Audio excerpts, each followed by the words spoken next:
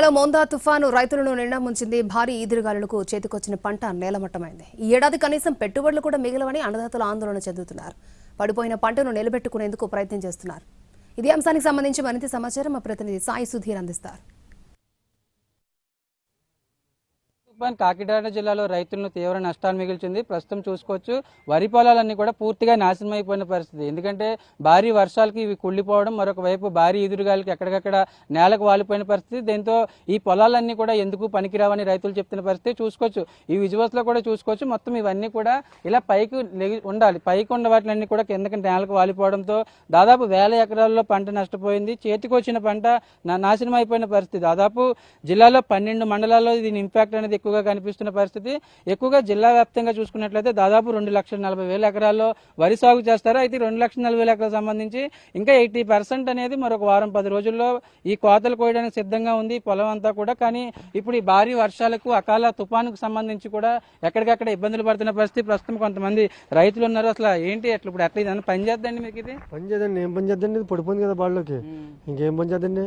ఒకవేళ పని చేసినా కోతకు కోయించినా కూడా కోత మిషన్కి రావడం డబ్బులు. ఇంకా అలాగే ఇంకేం పని చేయవద్దండి. పాలు కూడా ఉన్నాయి, పాలుతో ఉన్నాయి. ఎన్ని కూడా మొగ్గలేదు, పాలతో నీకు పని చేయవండి. ఎకరానికి 25,000 30,000 వరకు అవుద్దండి. ఎకరానికి 25,000 30,000 వరకు అవుద్దండి. ఇంకా 20 రోజులు పోద్దండి. ఇంకా 20 రోజులు పోద్ది. మీరేం చెప్తారండి? ఇప్పుడు ఈ తుఫానికి ఇప్పుడు ఈ పంట అంతా మీరు కోయించాలంటే కూలీలు కూడా పెట్టలేము. మళ్ళీ మిషన్ తెగదండి. మిషన్ కూడా టైం ఎక్కువ పడేద్దండి ఇలా ఉండడం వల్ల. కింద గింజ పాడైపోద్దండి, పని చేయదండి కింద గింజ. ఈ గట్టుకొస్తే ఎకరానికి 10 బత్తాలు కూడా చెప్పలేమండి.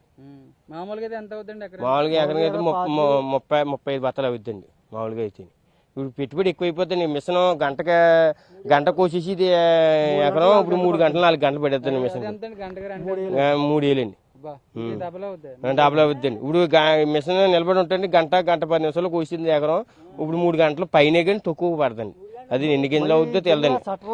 చెట్ల దూరం పడిపోయి సట్లకు దూరం కదా, మొత్తం సగం పైన ఎట్టుకుపోద్దండి, వెళ్ళి సగం కింద పోతుంది. సటర్లకే దిగదు కదా, ఆరుదలుగా ఉంటే పైకి నిలబడి ఉంటే నెక్కిపోద్ది, పని చేయదండి. సట్టర్ పోద్ది కదా, ఇంకా ఆరదాం ఇది ఇంకా ఆరపోతుంది. ఈ సట్టర్ లోపలికి తెస్తాడు కిందకే కోసిది.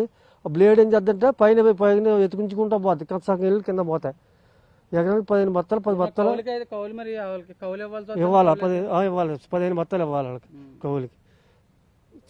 రైతుల పరిస్థితి చూసుకోవచ్చు. దాదాపు పొలాలన్నీ కూడా ఇదే పరిస్థితి ఉంది. కాకినాడ జిల్లా పెదపూడి మండలానికి సంబంధించిన అచ్యుతాపురం గ్రామం. ఇక్కడ ఈ గ్రామానికి సంబంధించి దాదాపు 100 ఎకరాల్లో రైతుల పరిస్థితి అగమ్య గోచరంగా మారింది. మనం చూసుకున్నట్లయితే ఇవన్నీ పడిపోయిన పొలాలు ఇలా పైకి ఉండాలి, కానీ ఇవన్నీ ఇదంతా ధాన్యం. ఈ ధాన్యానికి సంబంధించి మరొక 20-10 రోజుల్లోనే ఇది చేతికి వస్తుంది. దానికి సంబంధించి అమ్మకాలకి కొనుగోలుకు సంబంధించి రైతులు ఏర్పాట్లు చేసుకుంటారు. కానీ ఈ అకాల వర్షాలు, అదేవిధంగా భారీ ఈదురుగాలు, ఎక్కువగా ఈ తుఫాన్ ఎఫెక్ట్ అనేది భారీ ఈదురుగాల వల్ల ఎక్కువగా రైతులు ఇబ్బంది పడుతున్నారు. వర్షాలు వచ్చినా కూడా వాళ్ళ వర్షాలకు సంబంధించి నీళ్లు ఆగేస్తుంది. కొద్ది రోజుల తర్వాత అయినా అంటే దిగుబడి తగ్గుద్ది, కానీ ఎంతో కొంత మిగిలేదు. కానీ ఇప్పుడు ఈ అకాల వర్షాలు, అదేవిధంగా భారీ ఈదురుగాలకు సంబంధించి ఎక్కడికక్కడ రైతులు ఇబ్బందులు పడుతున్నారు. కనీసం పెట్టిన పెట్టుబడులు కూడా రావని రైతులు ఆందోళన వ్యక్తం చేస్తున్న పరిస్థితి. అంటే మామూలుగా అయితే ఇవన్నీ ఇప్పుడు ఎకరానికి సంబంధించి గంట 10 నిమిషాల్లోనే ఈ మొత్తం ఎకరం కోత కోసేది, దానికి సంబంధించి రెంటే ఇవ్వాల్సి వచ్చేది. కానీ ఇప్పుడు ఒక్కొక్క ఎకరం కోయాలంటే 3 నుంచి 4 గంటలు అవుద్ది. ఒకవేళ కూలీలు పెట్టాలంటే ఇంతకు ముందు ఎకరానికి 5-6 సరిపోయేవారు, ఇప్పుడు 12 మందిని పెడుతున్నాయి. అంటే వాళ్ళకి ఒక్కొక్కరికి 1000 రూపాయలు కూలీ డబ్బులు ఇవ్వాల్సిన పరిస్థితి వస్తుంది. అసలు ఇది కోస్తే పని చేస్తుందా, అసలు తమకు ఏమైనా ఉపయోగం ఉంటుందా, కూలీల ఖర్చులు అదనంగా అవుతాయా అని రైతులు ఆందోళన వ్యక్తం చేస్తున్న పరిస్థితి కనిపిస్తుంది. ప్రకాష్ తో సాయి సుధీర్, ఎన్టీవీ, కాకినాడ జిల్లా నుంచి.